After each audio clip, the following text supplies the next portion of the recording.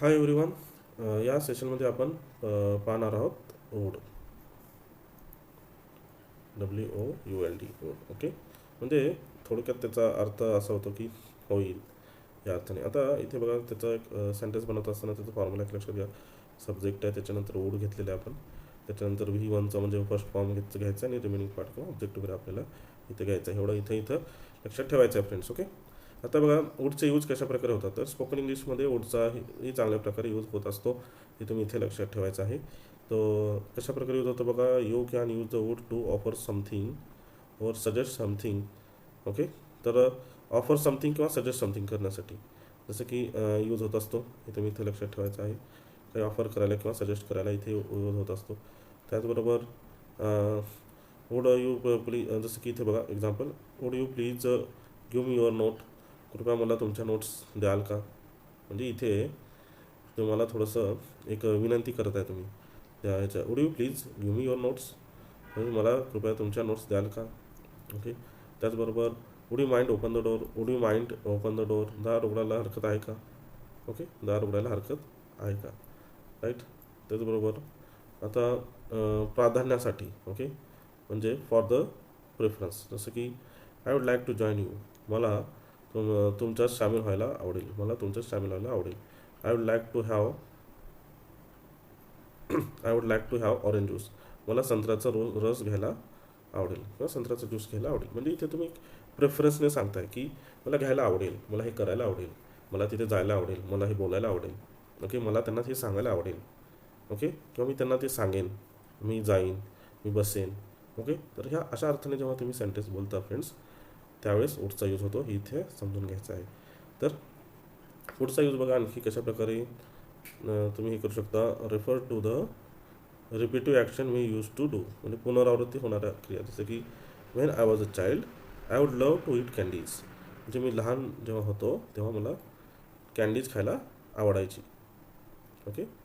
Candies खायला आवडायची अशा अर्थाने इथे तुम्ही घेतलेला आहे सेंटेन्स. त्याचबरोबर when I was live in Nagpur I would go for walk in the garden every day जेव्हा नागपूरमध्ये राहिलो तेव्हा मी रोज बागेत फिरायला जायचो. ओके. किंवा मला फिरायला जायला आवडायचं. अशा अर्थाने तुम्ही इथे घेऊ शकता फ्रेंड्स. राईट. त्याचबरोबर पुढे बघा, फॉर कंडिशन यूज म्हणजे सशर्त वापरासाठी, म्हणजे कंडिशनल यूज. जसं की if I had money if I had more money I would by car. जर माझ्याकडे जास्त पैसे असतील तर मी कार घेईन. जर माझ्याकडे जास्त पैसे असतील तर मी कार घेईन. ओके. म्हणजे एखादी तुम्ही कंडिशन सांगत असताना तुम्ही वुडचा यूज इथे करताय. जसं की पुढे एक्झाम्पल बघा, if she had studied she would have passed. जर तिने अभ्यास केला असता तर ती पास झाली असती. म्हणजे इथे तुमच्या लक्षात आहे कंडिशन इथे कंप्लीट होत आहे. तर तिने जर तिने अभ्यास केला असता तर ती पास झाली असती. If he had studied she would pass she would have passed. ती पास झाली असती. अशा प्रकारे इथे तुम्ही अर्थ घेऊ शकता.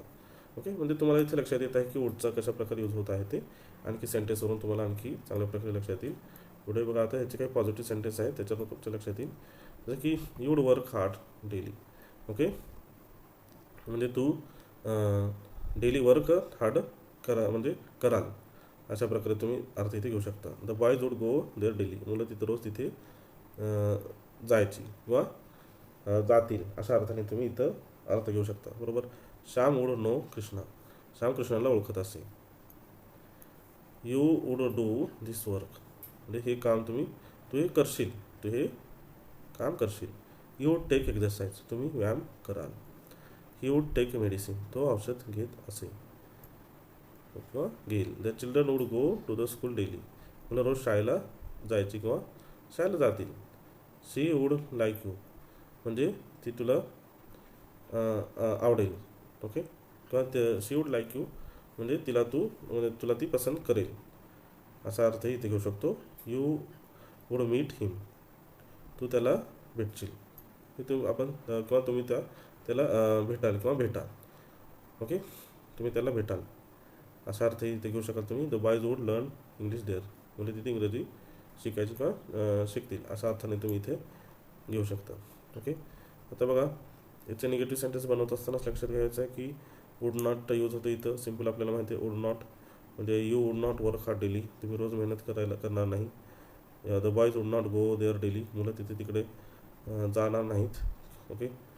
किंवा जात नसत. Shyam would not know Krishna, Shyam कृष्णाला ओळखणार नाही किंवा ओळखत नसत. बरोबर. You would not do this work, तू हे काम करणार नाहीस. ओके. तर हे तुम्ही इथे लक्षात घ्यायचं आहे की निगेटिव्ह सेंटेन्स कशाप्रकारे इथे सर्व बनवलेले आहेत हे तुम्ही थोडंसं पॉज करून इथे पाहू शकता फ्रेंड्स. ओके. आणि तुम्ही तुमच्या पद्धतीने ते अर्थ तिथे घेऊ शकता, इथे लक्षात घ्यायचं आहे.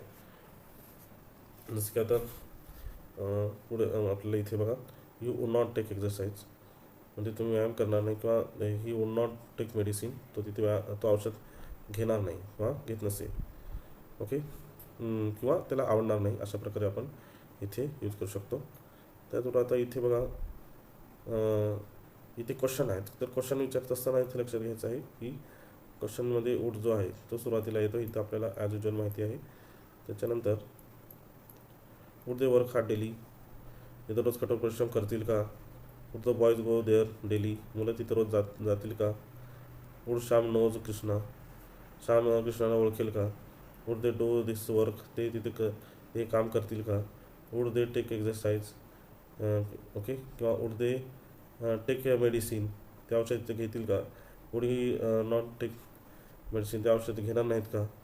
ओके. तर अशा प्रकारे तुम्ही इथे वुडचं हे करून तुम्ही इथे सेंटेन्स इथे बनवू शकता. हे तुम्हाला इथं लक्षात घ्यायचं आहे फ्रेंड्स. ओके.